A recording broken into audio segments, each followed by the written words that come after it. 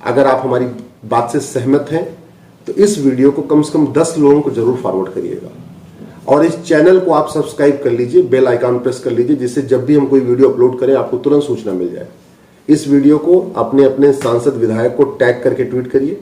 इस वीडियो को, इस लिंक को अपने फेसबुक पे डालिए और इस लिंक को कम से कम अपने व्हाट्सएप पे शेयर करके और उनसे रिक्वेस्ट करिए इसको सुन ले। केवल आप फॉरवर्ड कर देंगे तो लोग वो भी फॉरवर्ड कर देंगे। ऐसा भी होता है व्हाट्सएप पे, चूंकि दुनिया भर की चीजें आती रहती हैं तो लोगों समझ में नहीं आएगा, हाँ इसको बहुत सुनना, इसको जरूरी है, आपको लगता है इस विषय को समझना जरूरी है, तो जिसको भी आप ये लिंक फॉरवर्ड करिएगा उनसे ये भी कहिएगा कि प्लीज इस वीडियो को आप सुन लीजिए। धन्यवाद, आभार। दिल्ली के जहांगीरपुरी में बुलडोजर चलाया जा रहा था। क्या वो बुलडोजर गलत चलाया जा रहा था? क्या वहां पे जिनको तोड़ा गया सड़क के किनारे स्ट्रक्चर को वो लीगल थे? अगर वो लीगल थे फिर तो बुलडोजर चलाना इलीगल था, लेकिन अगर वो इलीगल था जिसको बुलडोजर ने तोड़ा, फिर सुप्रीम कोर्ट का स्टे देना गलत है। आज इसी की बात करते हैं कि जो बुलडोजर चलाया जा रहा था वो गलत था या सुप्रीम कोर्ट ने जो स्टे किया, बोला नहीं 2 हफ्ते के लिए रोक दीजिए, अभी नहीं चलाना है, वो गलत था। तो पहली बात तो ये समझते हैं कि हम कहते भी हैं, नेता भी कहते हैं, हम लोग भी कहते हैं, we are govern by rule of law. इस देश में कानून का शासन है। हम लोग सब कहते हैं ना, कोई नहीं कहता इस देश में नेताओं का राज है, कोई नहीं कहता इस देश में मंत्रियों का राज, सब कहते हैं इस देश में कानून का राज है। तो क्या कोई ऐसा कानून है जिसमें आप बिना नोटिस दिए बुलडोजर चला सकते? मेरा जवाब है नहीं, ऐसा कोई कानून नहीं है। ऐसा कानून क्यों नहीं है ये तो कानून बनाने वाले बताएं। लेकिन मेरा यह कहना है कि जब सरकारी जमीन पे, सार्वजनिक स्थान पे अवैध निर्माण होता है तो क्या किसी को बता के होता है क्या? अगर घुसपैठिए आते हैं, कहीं झुग्गी बनाते हैं, कहीं मकान बनाते हैं सड़क के किनारे या पार्क में या रेलवे स्टेशन की, रेलवे की जमीन पे या जिस भी जमीन पे, क्या वो किसी को बता के अपनी झुग्गी बनाते हैं, अपना मकान बनाते हैं? नहीं। तो हम ऐसा कानून क्यों नहीं बना रहे कि हम बिना बताए तोड़ेंगे? सुप्रीम कोर्ट यही तो पूछ रहा है, आप वो कानून बताओ जिस कानून के अंतर्गत आप तोड़ रहे हो। हमारे पास ऐसा कानून ही नहीं है जिसमें हम बताएं कि भाई जहां इलीगल कंस्ट्रक्शन होगा, जहां पे अवैध कब्जा होगा, आप उसको तोड़ देंगे। ऐसा हमने कानून ही नहीं बनाया। ऐसा कानून बनाना चाहिए। और मैं फिर से ही कह रहा हूं, जिस तरीके से अवैध निर्माण किया जाता है बिना किसी को बताए, डीएम, कलेक्टर, तहसीलदार को बताए, जिस तरीके से घुसपैठिए आते हैं भारत के अंदर बिना किसी को बताए, जिस तरीके से घुसपैठिए घूस दे के अपना झुग्गी मकान बना लेते हैं, पब्लिकली तो नहीं बताते कहां हम बना रहे, चुपचाप बनाते हैं।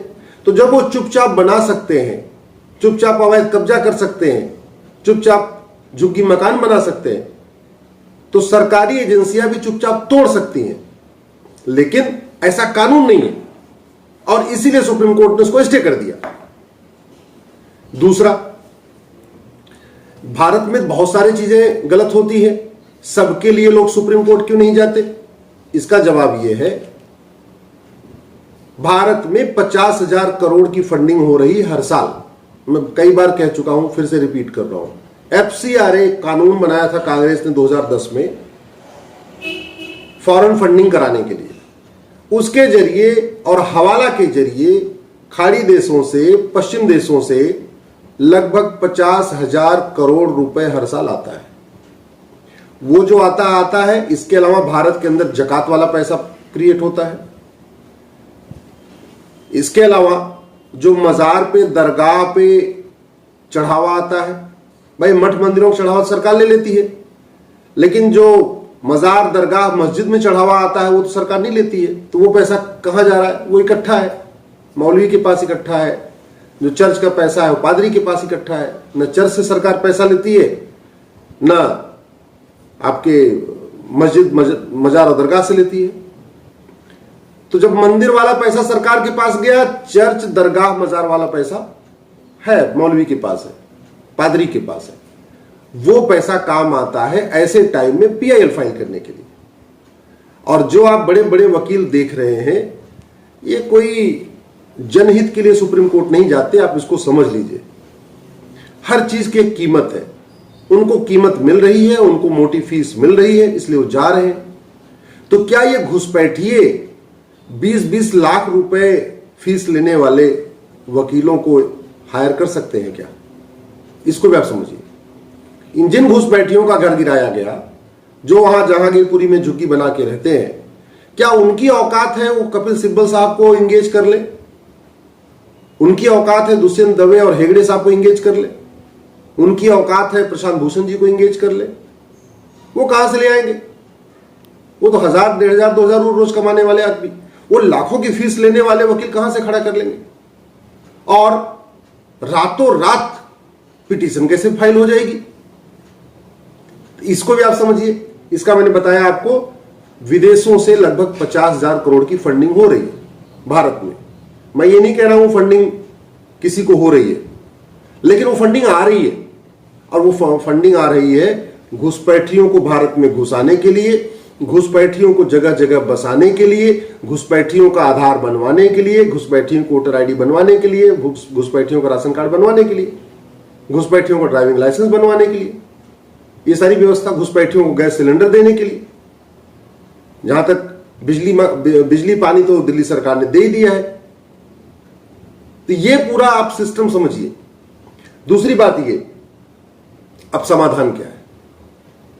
समाधान वही है जहां से समस्या शुरू हो रही है। तो समाधान इसका यह है कि सबसे पहले कानून बनाया जाए कि जहां भी अवैध कब्जा मिलेगा उसके लिए हम कोई नोटिस नहीं देंगे। ये कानून बना के करना पड़ेगा। वैसे आप बिना कानून बनाए आप बुलडोजर चलाओगे तो हाई कोर्ट, सुप्रीम कोर्ट खड़ा हो जाएगा बीच में, क्योंकि ये संविधान से चलता है देश। और मकान बनाना, मकान में रहना, ये right to life and liberty का पार्ट है। आर्टिकल 21 कहते हैं उसको। आर्टिकल 21 आप किसी का छीन रहे हो, किसी का मकान गिराने का मतलब आर्टिकल 21 जो उसका फंडामेंटल राइट, उसको छीनना। उसके लिए कॉन्स्टिट्यूशन में यह है कि आपको एक एस्टेब्लिश प्रोसीजर होना चाहिए, आपके पास एक कानून होना चाहिए। दुर्भाग्यवश हमने ये कानून बनाया ही नहीं कि अवैध निर्माण गिराने के लिए, अवैध निर्माण तोड़ने के लिए, अवैध निर्माण पे बुलडोजर चलाने के लिए हम किसी को कोई नोटिस नहीं देंगे। ये कानून बनाने में किसने रोका हुआ है? और इसका आर्ग्यूमेंट भी है, इसकी दलील है कि जब बिना बताए मकान बन सकता है तो बिना बताए गिराया जा सकता है। दूसरा, ये बुलडोजर 10 बजे क्यों लेके गए? दिन के उजाले में क्या जरूरत थी? अगर गिराना था तो रात को गिरा देते, रात को 10 बजे शुरू करते, सुबह 6, 7, 8 बजे तक खत्म हो जाता, पूरा खेल खत्म हो जाता। जब तक 10 बजे, 10:30 बजे सुप्रीम कोर्ट में लोग मेंशनिंग करते, तब तक तो पूरा खेल खत्म। तो दिन में क्या जरूरत थी?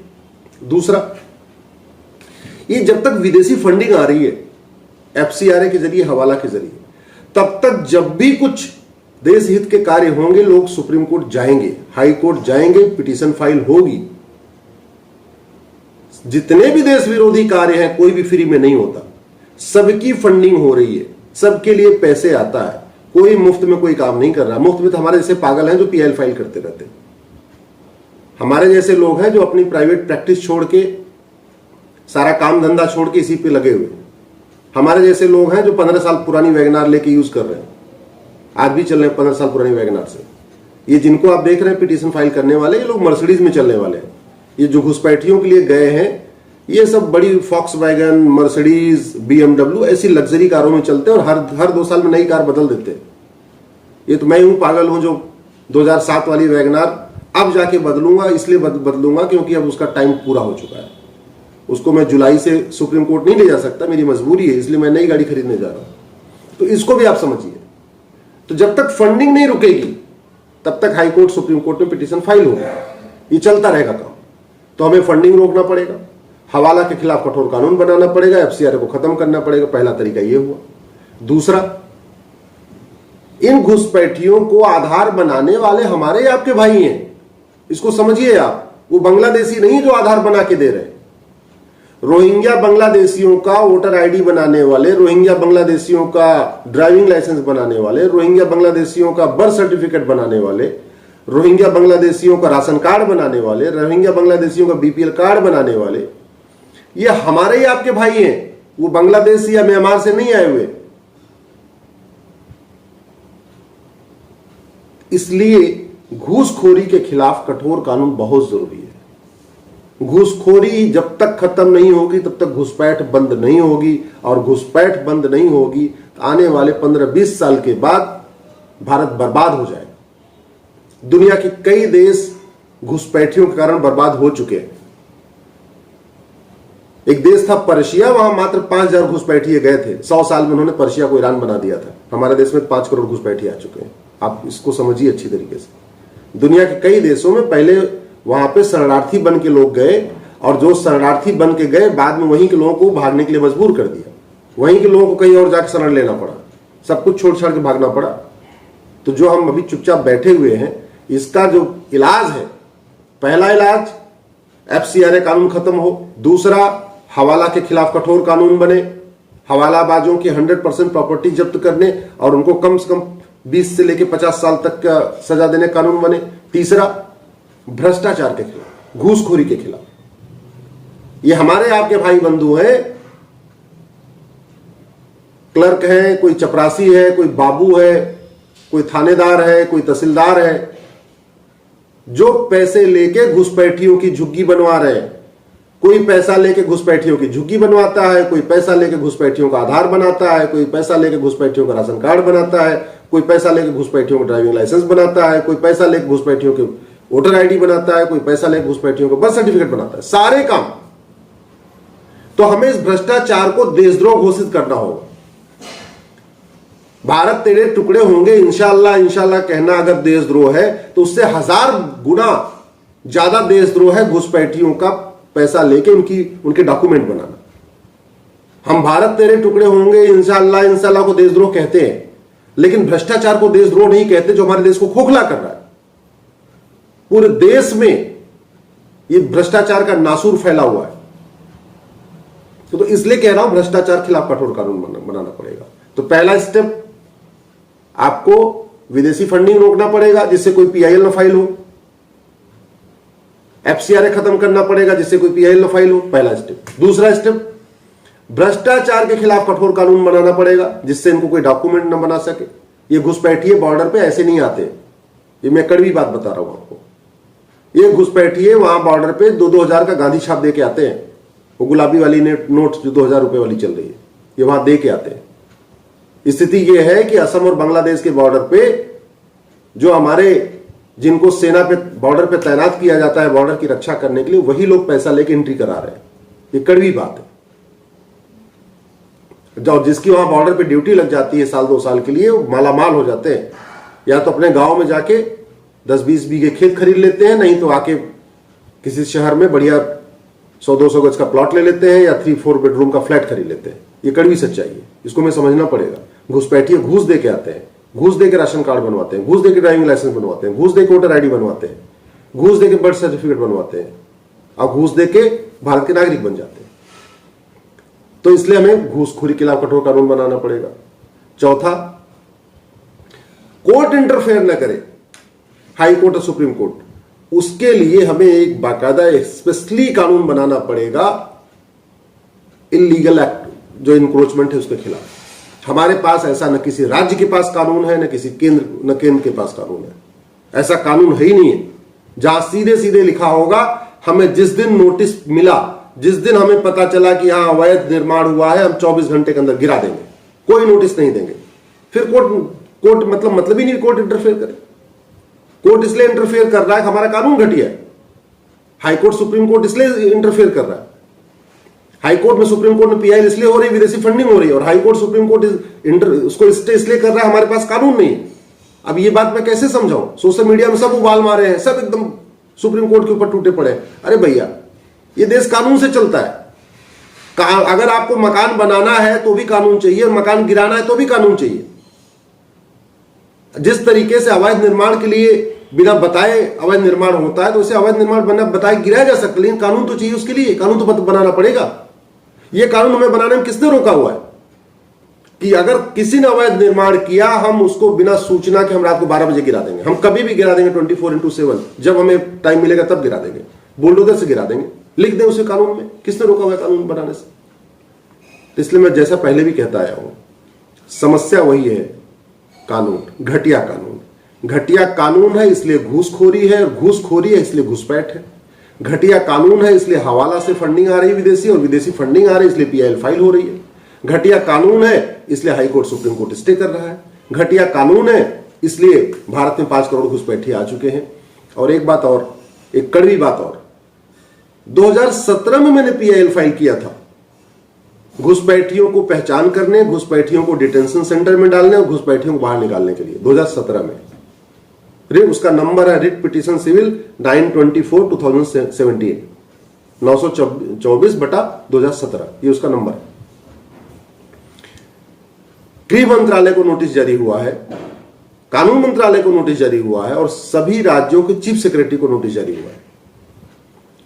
लेकिन कड़वी बात यह है, न गृह मंत्रालय ने आज तक जवाब दिया, न कानून मंत्रालय ने आज तक जवाब दिया, न किसी भी राज्य ने अभी तक जवाब दिया। न उत्तर प्रदेश से उसका जवाब आया कि वो निकालना चाहते हैं कि नहीं निकालना चाहते, न असम से आया है, न हरियाणा से आया है, न बिहार से आया है, न राजस्थान से आया, न झारखंड से आया, न बंगाल से आया। मुझे समझ में नहीं आ रहा, इतना महत्वपूर्ण मुद्दा, इस पे गृह मंत्रालय क्यों सोया हुआ है, क्यों जवाब नहीं दाखिल कर रहा है? कानून मंत्रालय क्यों नहीं जवाब दाखिल कर रहा है? राज्य सरकारों के मुख्य सचिवों को नोटिस गया हुआ है, वो सरकारें क्यों सो रही हैं? अगर इतना इंपॉर्टेंट मुद्दा जिसमें मेरी 5 करोड़ घुसपैठियों को निकालने की पीआईएल सुप्रीम कोर्ट में एडमिट हो गई है और राज्य सरकारें जवाब नहीं दे रही हैं, इसका मतलब कि पूरा का पूरा प्रशासन ये नौकरशाह चला रहे हैं। मंत्रियों को पता ही नहीं चल रहा है कि हाँ आईसीसी पीआईएल भी सुप्रीम कोर्ट में चल रही है। अब मैं एक एक मुख्यमंत्री के जाके पैर पकड़ूं, एक एक जाके वहां पे चीफ सेक्रेटरी का पैर पकड़ूं, भैया आप जवाब दाखिल करो, तब जवाब दाखिल होगा। आप समझ रहे होंगे, ये घुसपैठ एक कैंसर है। कैंसर के लिए एक इलाज नहीं होता, बुखार हो, सिरदर्द हो, एक टैबलेट से काम हो सकता है। घुसपैठ एक कैंसर है, इसके लिए कई दवाइयां देनी पड़ेंगी। घुसपैठियों के खिलाफ कठोर कानून बनाना पड़ेगा, घुसखोरी के खिलाफ कठोर कानून बनाना पड़ेगा, विदेशी फंडिंग रोकना पड़ेगा, गिराने के लिए कानून बनाना पड़ेगा। अगर हम एक कानून बना दें कि जहां हमें अवैध घुसपैठिए मिलेंगे, इनकी जमीन हम 100% गिराएंगे, प्रॉपर्टी इनकी कब्जा करेंगे और इनको हम 20 साल से लेकर 50 साल तक की सजा का कानून जेल में डाल देंगे। दुनिया के कई देशों में अवैध घुसपैठ करने पे 50 साल तक की सजा का कानून है। हम क्यों नहीं बना रहे? अगर हम कानून बना दें कि हम 50 साल तक की सजा दे देंगे जो हमें यहां भारत में अवैध रूप से रहेगा, घुसपैठ करेगा, मैं गारंटी के साथ कहता हूं 3 महीने के अंदर 80% घुसपैठी अपने आप ही भाग जाएंगे। एनआरसी की जरूरत ही नहीं है। बिना एनआरसी के 80% घुसपैठिए 3 महीने के अंदर भाग जाएंगे, अपने आप, अपने पैसे से भागेंगे, अपने आप। इनको ढूंढना भी नहीं पड़ेगा, बस केवल कानून हम बना दे कि जो भारत में अवैध रूप से रहेगा, बांग्लादेशी या रोहिंग्या जो भी है, हम इसकी 100% प्रॉपर्टी जब्त कर लेंगे और इसको हम 50 साल तक के लिए, 20 साल से लेकर 50 साल तक के लिए जेल में डाल देंगे। कानून कठोर है इसलिए अमेरिका में कोई घुसपैठ नहीं करता, कानून कठोर है इसलिए सिंगापुर, फ्रांस में कोई अवैध घुसपैठ नहीं करता, कानून कठोर है इसलिए कोई चीन, जापान में घुसपैठ नहीं करता। और दूर तो छोड़िए, कानून कठोर है इसलिए लोग भूटान में घुसपैठ नहीं करते। म्यांमार से सटा हुआ भूटान है, ये रोहिंग्या भारत आते हैं, भूटान नहीं जाते। कभी सोचा आपने क्यों? वहां का कानून कठोर है, हमारा कानून घटिया है। ये बांग्लादेशी भूटान नहीं जाते, नजदीक है, भारत आते हैं। क्यों? क्योंकि उनका कानून कठोर है, हमारा कानून घटिया है। तो इसलिए 5 स्टेप तुरंत लेना पड़ेगा। घुसपैठियों के खिलाफ कठोर कानून बनाना पड़ेगा, घूसखोरों के खिलाफ कठोर कानून बनाना पड़ेगा, इल्लीगल कंस्ट्रक्शन तोड़ने के लिए एक अच्छा इफेक्टिव कानून बनाना पड़ेगा जिससे कोर्ट स्टे न करे, एफसीआरए को खत्म करना पड़ेगा। एफसीआरए से विदेशी फंडिंग हो रही है और एफसीआरए की फंडिंग के चलते ये दुनिया भर की बकवास की पीआईएल फाइल होती रहती है। और हवाला के खिलाफ कठोर कानून बनाना पड़ेगा। ये हवालाबाज पूरे देश में पैसा पहुंचा रहे हैं, पूरे देश में देश विरोधी गतिविधियों की फंडिंग हो रही है, चाहे वो पीएफआई हो या इस तरीके के जितने भी अलगाववादी संगठन है, सबकी फंडिंग हो रही है। तभी जाके घुसपैठ की समस्या खत्म होगी। आशा करता हूं आपको बात मेरी समझ में आई होगी, ठीक लगी होगी। अगर आप हमारी बात से सहमत हैं तो इस वीडियो को कम से कम 10 लोगों को जरूर फॉरवर्ड करिएगा और इस चैनल को आप सब्सक्राइब कर लीजिए, बेल आइकन प्रेस कर लीजिए, जिससे जब भी हम कोई वीडियो अपलोड करें आपको तुरंत सूचना मिल जाए। इस वीडियो को अपने अपने सांसद विधायक को टैग करके ट्वीट करिए। इस वीडियो को, इस लिंक को अपने फेसबुक पे डालिए और इस लिंक को कम से कम अपने व्हाट्सएप पे शेयर करके और उनसे रिक्वेस्ट करिए इसको सुन ले। केवल आप फॉरवर्ड कर देंगे तो लोग वो भी फॉरवर्ड कर देंगे। ऐसा भी होता है व्हाट्सएप पे, चूंकि दुनिया भर की चीजें आती रहती हैं तो लोगों समझ में नहीं आएगा, हाँ इसको बहुत सुनना इसको जरूरी है। आपको लगता है इस विषय को समझना जरूरी है तो जिसको भी आप ये लिंक फॉरवर्ड करिएगा उनसे ये भी कहिएगा कि प्लीज इस वीडियो को आप सुन लीजिए। धन्यवाद, आभार।